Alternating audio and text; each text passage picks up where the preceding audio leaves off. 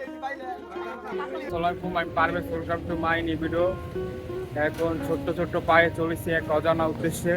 চলেন জায়গাটা গিয়ে আপনাদের পুরো ভিডিওটা করে চলেন শুরু করা যায়।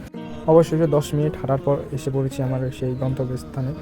এটা হচ্ছে একটা হাট। এই হাটটা প্রতি শনিবার বসে থাকে।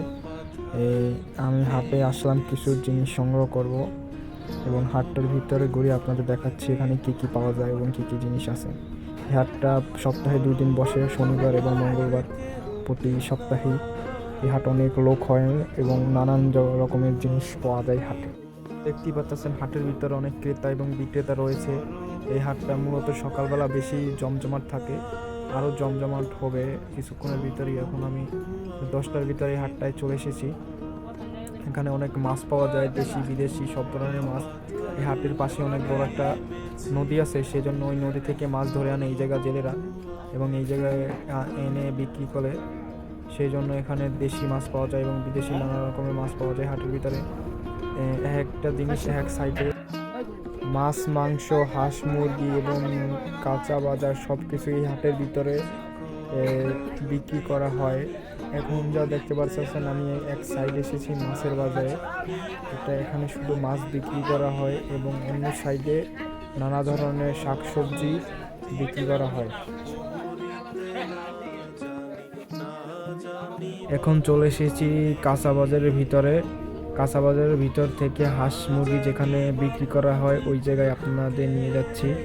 এখন দেখেন ক্রেতা এবং বিক্রেতা ভরে গেছে বাজারের ভিতরে, হাটের ভিতরে। এখন চলে এলাম এই হাঁস মুরগি যেখানে বিক্রি করা হয়। এখানে শুধু দেশি মুরগি এবং হাঁস এবং কবুতর পাওয়া যায় এইটুকুর ভিতরে। এখানে বিক্রেতারা বিক্রি করতেছে, এখানে দেখতে পাচ্ছেন কবুতর বিক্রি করতেছে এবং এর ভিতরে আছে দেশি মোরগ মুরগি, সব কিছুই আছে, সব দেশি অর্গানিক পদ্ধতিতে পালনকৃত।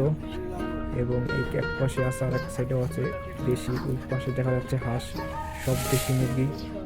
এখানে কবুতরও দেখা যাচ্ছে কিছু। সব কিছুই হাটের ভিতরে পাওয়া যায় এবং নানা ধরনের শাকসবজি সব দেশি পাওয়া যায়।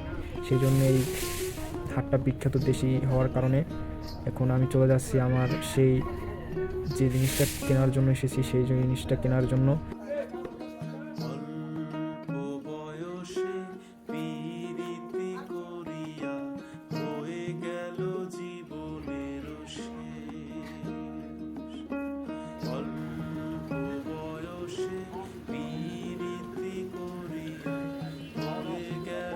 রাস্তা পার হয়ে আমি চলে এলাম যে জিনিসটা আমি কেনার জন্য এসেছি সেই জিনিসটা কেনার জন্য।